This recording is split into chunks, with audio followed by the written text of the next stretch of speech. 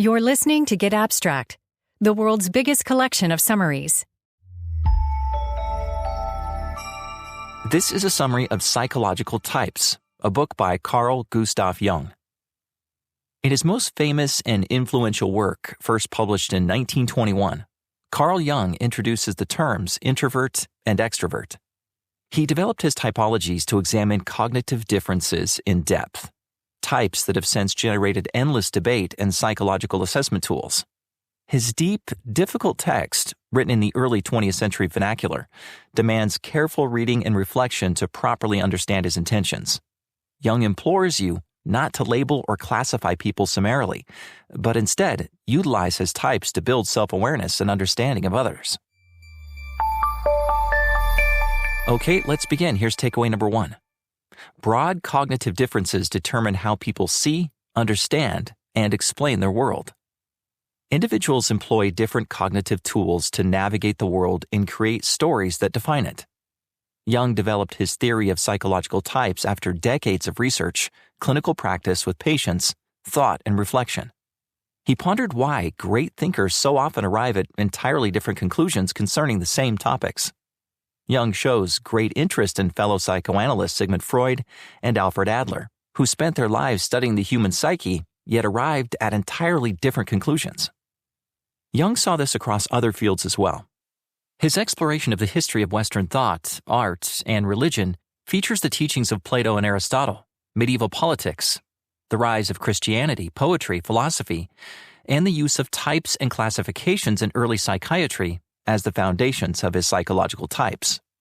Jung's analysis incorporates the thinking of those who came before him. German philosopher Friedrich Nietzsche's Apollonian and Dionysian types, for example, inform Jung's sensing and intuitive functions. American philosopher William James's discussion of intellectualism versus sensationalism shapes Jung's use of the similar functions that form his types. Jung warns vehemently against misinterpreting or improperly applying his psychological types. Now let's hear takeaway number 2. Don't attempt to label or judge a person based on categories or psychological types. In ancient times, psychological inquiry was entirely subjective and derived from the collective rather than from the individual. Starting in the medieval times, the emergence of the individual in thought, religion, and politics permitted a more objective evaluation of types.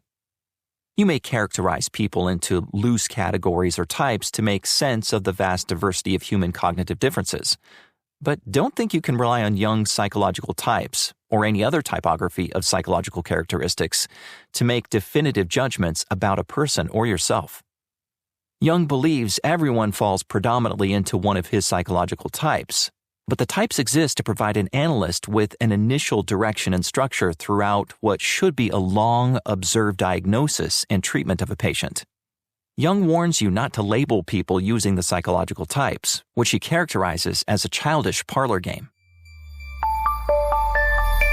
All right, time for the third takeaway. To varying degrees, everyone possesses two broad attitudes: introversion and extroversion. An attitude is a habitual way of approaching things, what Jung refers to as objects. Humans don't perceive the world in a purely objective, scientific, or detached way. They act like entities, subjects, interacting with a world of objects. Extroverts place a preference or valuation on the object over the subject. Introverts prefer subjects over objects. The subject is you, your conscious ego and self. The object is everything else in the world: people, things, the sky, your breakfast. Your attitude, subject or object orientation, represents your fallback or natural position. Extroverts approach external objects in an objective way. They attach themselves to the object, go to it, and look at it. The object is very real to them and the center of their attention, even if sometimes to their detriment. Extroversion is about dealing with objects in the outer world. Introverts tend toward the subjective. They see the same world around them as extroverts perceive, but hew more to their own reactions to that world of objects, rather than to the world of objects themselves. If you ask extroverts to describe a vacation, for example, they might detail what they ate and saw. Introverts will tell you how they experienced it all, their feelings about the vacation. For example, introverts may tell you what they found interesting or what they didn't like. Their answers will focus more on themselves in the vacation versus the perspective of the extroverts, who will talk about what happened on the vacation. Introverts turn inward, extroverts outward. Extroverts sense the environment and energy around them. Introverts don't notice those elements as much or as often. They prioritize their inner feelings about their experiences. Even among the broadest categories of opposites, introverts and extroverts, accurately classifying a person into one or the other often proves difficult, especially when you try to self-diagnose. You have a natural and biologically beneficial urge to find psychological balance. Thus, the introvert usually exhibits strong secondary characteristics of the extrovert and vice versa. All right, here's the fourth takeaway. To varying degrees, you apply 4 functions: thinking, feeling, sensing, and intuiting to the 2 attitudes. Functions orient and direct attitudes. Jung describes them as patterns of opposites. He lists 4 functions: thinking, feeling, sensing, intuiting, and labels 2 of these functions as irrational: sensation and intuition. Using these functions, you take in information without judgment or sorting. You use your 5 senses and your emotions to see, hear, taste, smell, feel, and touch. Intuition acts almost as a 6th sense, arriving through your unconscious. Jung describes the 2 remaining functions, thinking and feeling, as rational. Thinking uses the structures and rules of logic and reason, including arranging, organizing, sorting, synthesizing, and analyzing. It obeys the rules of reason and logic. Jung regards feeling as the opposite of thinking. Feeling doesn't stop at emotional reactions. As a valuing function, it relies on rationalization. But it bases its rationalization on emotion and values rather than logic and reason. The feeling function influences decisions based on values, just or unjust, right or wrong, empathetic or selfish. Individuals each have a dominant attitude and a dominant function. The combinations deeply influence the way you think, act, and make decisions. Meanwhile, you repress the other opposite attitude and each of the other functions, particularly the opposite to the dominant, even though each exerts influence to varying degrees through the unconscious. Let's move on. Here's the 5th takeaway. The 2 attitudes and 4 functions pair into 8 psychological types. The types have nothing to do with occupation, status, or intelligence. While people have a predisposition toward an attitude and a function, most move between the types to a degree throughout their lives, depending on cultural, environmental, and circumstantial factors. Introverts, for example, tend to face a cultural preference for extroversion, at least in the West. Either deliberately or because the body and mind seek psychological balance and equilibrium, you compensate your dominant type through the intervention of your subordinate types. Just as you seek psychological equilibrium, cultures swing toward one side and then back again. Sometimes the cultural ideal is extroverted, and the chief value then lies with the subject and a person's relation to it. Sometimes it is introverted, and the chief value lies with the subject. Everyone possesses all 8 types, but in each person some types prove more developed and dominant than others, more habitual. Men, for example, orient more to thinking and women more to feeling and intuiting. For clarity, Jung describes the 8 types in their extremes. First, the extroverted thinking, ET type. If pure ETs existed, they would act only on interactions with external objects and make all decisions based on what others believe correct. Thinking's opposite function, feeling, though suppressed, underdeveloped, and inferior, works unconsciously to balance pure logic with emotion and values-based reasoning. Second, the extroverted feeling, EF type.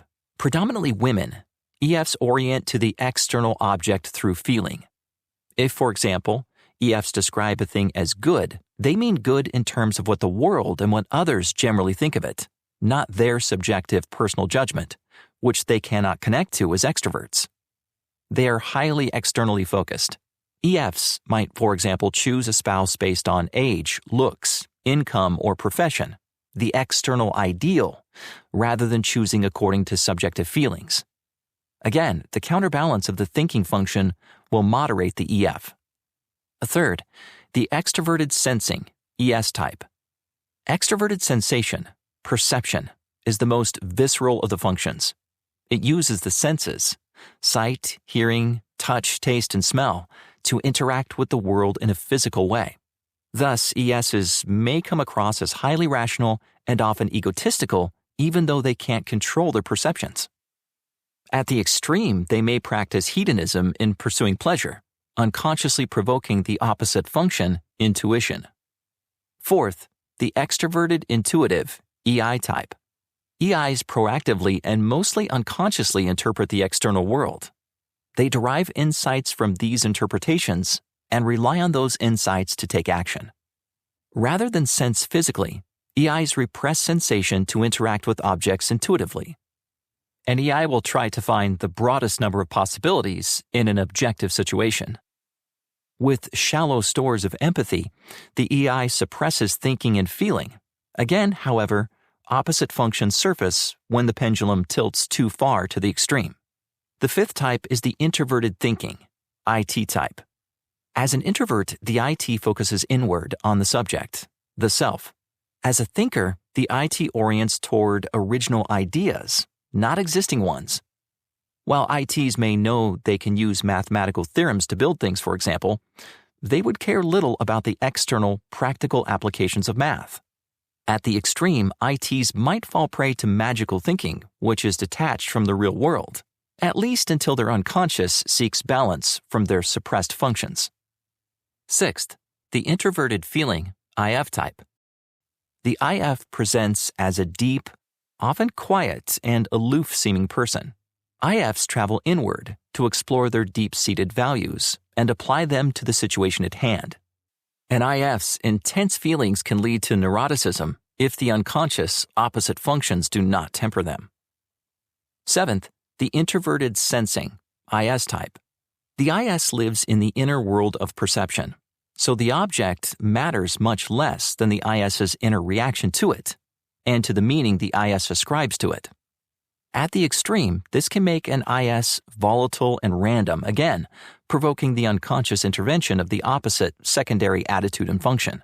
And finally, the introverted intuitive, II type. An II's reality suppresses sensation, replacing it with interpretation based on subjective inner experience. This permits great imagination and creativity. Many artists are II types. At the extreme, an II might lose all sense of reality. For most, the unconscious opposite function intervenes. Now let's hear the sixth and final takeaway. Honor your natural type and seek balance among the elements. Jung's types reflect the differences among people as well as similarities. Your type reflects innate genetic factors as well as experiential and environmental influences and can change over time. If a person's natural inclination is deliberately suppressed, for example by a parent early in life, neurosis can result. Each type brings dangers at the extremes, but the unconscious will self-correct by surfacing a person's less developed, suppressed attitude and functions. Thus, people should pursue a conscious, deliberate quest for psychological balance. That was a summary of Psychological Types, a book by Carl Gustav Jung. Here's the 6 takeaways once more. Takeaway 1. Broad cognitive differences determine how people see, understand, and explain their world. Takeaway number 2. Don't attempt to label or judge a person based on categories or psychological types. The third takeaway. To varying degrees, everyone possesses 2 broad attitudes, introversion and extroversion. Takeaway 4. To varying degrees, you apply 4 functions, thinking, feeling, sensing, and intuiting to the 2 attitudes. Takeaway 5. The 2 attitudes and 4 functions pair into 8 psychological types. And finally, takeaway number 6. Honor your natural type and seek balance among the elements. You've been listening to a summary by Get Abstract. For more summaries on this and related topics, visit our app and website,